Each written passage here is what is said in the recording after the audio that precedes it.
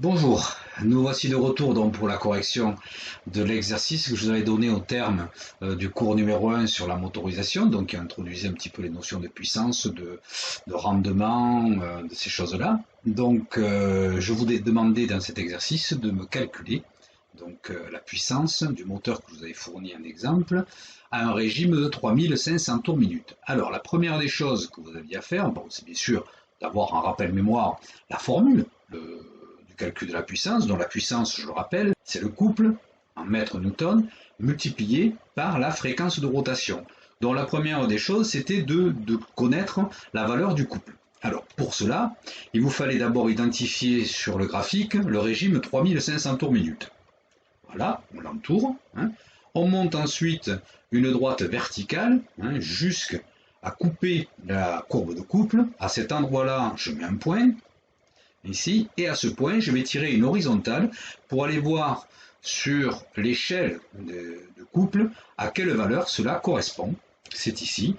Donc, on se rend compte que la valeur est de 400 mètres newton à 3500 tours minute. Voilà, j'inscris mes 400 mètres newton. Maintenant, il faut convertir le régime en fréquence, puisque la puissance, c'est le couple multiplié par la fréquence de rotation. Donc, il faut que je convertisse des tours par minute en radians par seconde. Et pour cela, il fallait utiliser ce que je vous ai donné dans le cours. Donc, la fréquence pour 1000 tours, c'est 104,66 radians par seconde. Il fallait le multiplier par 3,5, puisque 3500 tours minute, c'est 3,5 fois 1000 tours minute, la valeur que je vous avais donnée dans le cours. Il suffit simplement maintenant de multiplier le 400 par 366 pour calculer la puissance, et cela donne 146 524 watts ou 146 524 watts.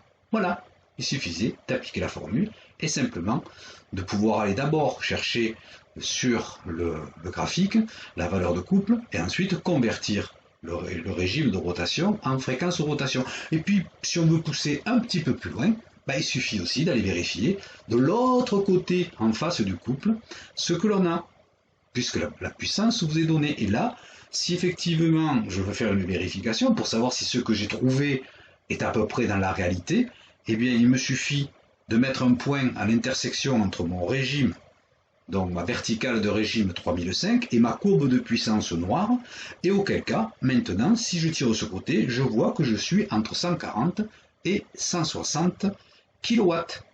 Ma réponse est 146,524.